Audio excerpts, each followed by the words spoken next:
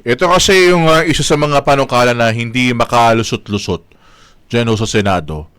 Ito hong pagbibigay daw ng 14-month pay para ho sa mga empleyado ho ng private sector.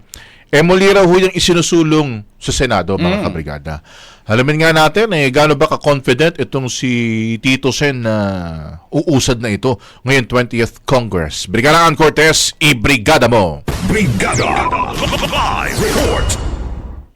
Brigada Ops, naniniwala nga si Senate Minority Leader Tito Soto na napapanahon na para ipatupad ang pagbibigay ng 14-month pay sa mga empleyadong nagtatrabaho sa pribadong sektor bilang 5 dekada ng araw ang lumipas matapos may isabatas ang 13-month pay.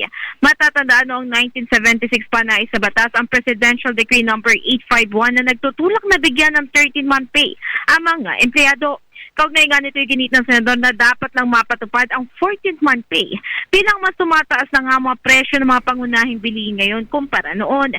Sa ilalim nga nito, ang 13-month pay ay ibibigay ng June para magbigay suporta sa educational expenses ng mga bata, habang ang 14-month pay naman ay dapat ibigay ng December pero hindi daw dapat ito umabot ng December 24. Brigada Ab. Okay. Salamat. Maraming salamat, Brigada Gab and Brigada Abs, in the heart of changing lives.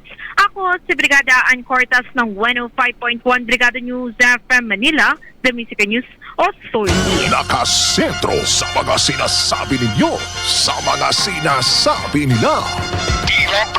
Ang bahaging ito ay hatid sa atin ng DriveMax Herbal Capsule. Lalaking angat, tumatagal.